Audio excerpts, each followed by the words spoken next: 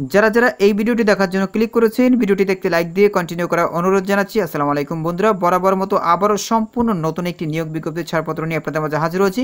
বন্ধুরা, এই বিজ্ঞপ্তি সম্পর্কে A to Z আলোচনা করব। অবশ্যই আপনাদেরকে ধৈর্য সহকারে পুরো ভিডিওটি দেখতে হবে।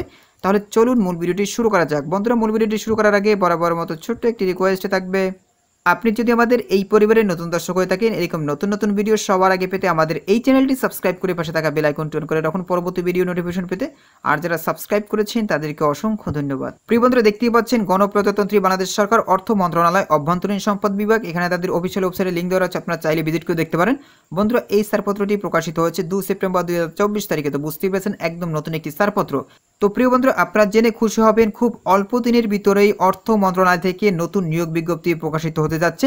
তো বন্ধুরা, এই নিয়োগ বিজ্ঞপ্তিতে আপনারা বাংলাদেশের সকল জেলা থেকে ছেলে এবং মেয়ে উভয় প্রার্থী আবেদন করতে পারবেন। তো বন্ধুরা, দেখতেই পাচ্ছেন যে নিয়োগ বিজ্ঞপ্তিটি প্রকাশিত হবে সেই নিয়োগ বিজ্ঞপ্তির ছাড়পত্র অলরেডি তাদের ওয়েবসাইটে প্রকাশ করেছে। এখানে দেখতেই পাচ্ছেন বিষয়তে বলা রয়েছে, জাতীয় রাজস্ব বোর্ড এর আওতাধীন দপ্তর সমূহে সহকারী প্রোগ্রামার এর 0 পদে ছাড়পত্র প্রদান।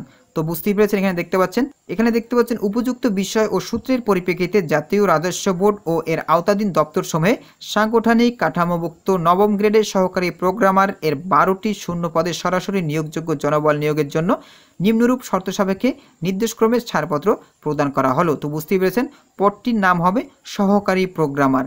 তো এই পদে অবশ্যই যখনই সার্কুলারটি প্রকাশ করা হবে তখনই আপনারা এই পদে আবেদন করে নেবেন।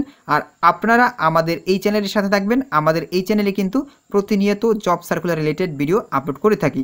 সো অবশ্যই আমাদের এই চ্যানেলের সাথে থাকবেন। বন্ধুরা, এখানে দেখতে পাচ্ছেন ছকাকারে সুন্দরভাবে উল্লেখ করা রয়েছে মন্ত্রণালয়, বিভাগ, দপ্তরের নাম, এরপর দেখতে পাচ্ছেন পদের নাম ও বেতন, মঞ্জুরিকৃত পদের সংখ্যা, পূরণকৃত পদ, 0 পদের সংখ্যা, 10% স্বাক্ষরিত হিসাবে পদের সংখ্যা সরাসরি পূরণযোগ্য, ছাড়পত্রযোগ্য পদের সংখ্যা সরাসরি পূরণযোগ্য।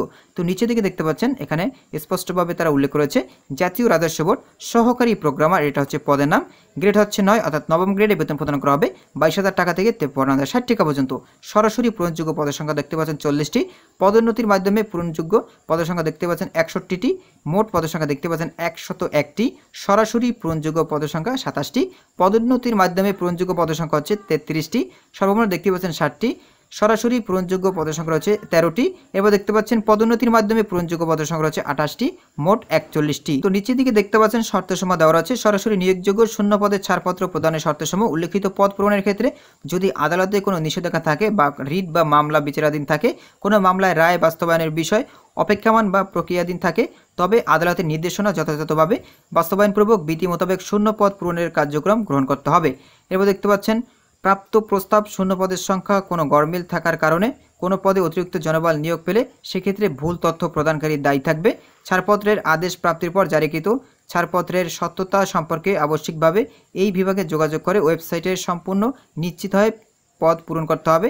ছাড়পত্রের সত্যতা সম্পর্কে নিশ্চিত না হয়ে পদ পূরণ করার ফলে কোনো জটিলতা সৃষ্টি হলে সেক্ষেত্রে প্রস্তাব পূরণকারীর দায়ী থাকবে। তো বুঝতেই পেরেছেন।